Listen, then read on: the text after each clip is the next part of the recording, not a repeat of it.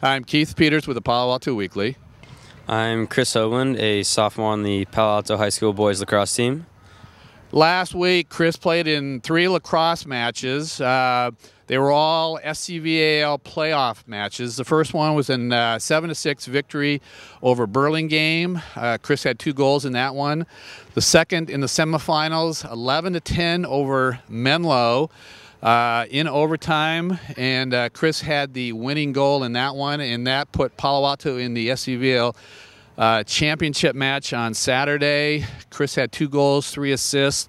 Palo Alto defeated Mountain View 10-9 in overtime, and for that performance, Kris is the Palo Alto Weekly Boys Athlete of the Week.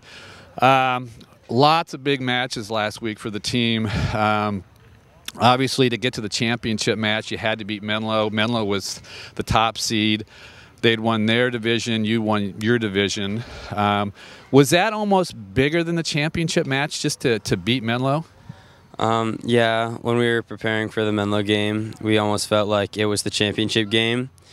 And, I mean, when we won, it was just a great feeling because it was kind of our biggest obstacle, we felt like, because we had already played Mountain View before and we had beaten them, not easily, but we had beaten them. And Menlo had beaten us before that, so we were a little nervous about that game. So after winning that, we almost felt like we'd won the championship, but we still did have another game to go. So, I mean, it was a good feeling, but we couldn't stop there. In the championship match on Saturday, you had you assisted on the winning goal. Again, an overtime match. At any time during the match, did you guys feel that things were getting away from you, or did you always feel pretty confident that you were going to pull this thing out? Well, Mountain View at the end of the game came back from a 3-goal deficit to tie the game, to put it into overtime, and which is exactly what we did against Menlo. So I was a little worried at the beginning of overtime that kind of history was going to repeat itself, but in the opposite fashion. But, you know, I had faith in my team. We have a really strong team. We've been working hard all year.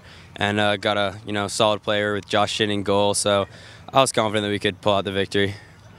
Palo Alto was in its first season playing boys lacrosse, and obviously at the beginning of the season you don't really think about necessarily winning championships, but at what point maybe during the season did you really start thinking that things were going very well and maybe you would end up in the final match?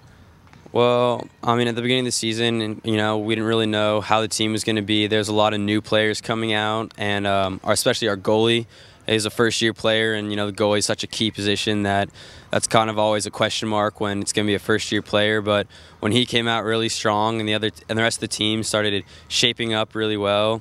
And we started out our first, I think, 7 or so games undefeated. So, that's when people kind of started looking towards not just getting into playoffs, but maybe winning and winning league. So it kind of started off once we started with a really good season, and everyone started working really hard at practice, and people started showing how good they were. You play a position called midi. Can you explain what your role was essentially on the team and what you did? Yeah, so middies, I mean, we're the guys who run the most. We can go up and down the field.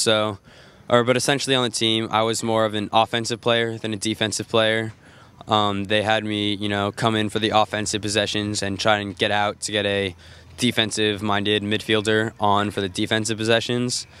And so I did most of the offense, but I did hang in there on defense sometimes because I played that in past years. And I also was on the extra man team, so when the other team gets a penalty, I was a lot of times the guy shooting on extra man. So my main role was scoring goals, but I mean, I also was just trying to play my part on the team, let everyone else do what they can do, and just get the W. Your team returns basically every starter for next season, almost every starter. Obviously, things look real good for next season. Yeah, I mean, we are losing, I think, 2 or 3 starting seniors, but other than that, they're all returning players. They're going to return next year, and so I mean that puts us in a really good position for next year. But I mean, teams like Mountain View, all their high scorers and all their best players are juniors and sophomores, and they're not losing many seniors either. So we're going to still have some competition next year. Well, good luck and congratulations on a great season. Thank you very much.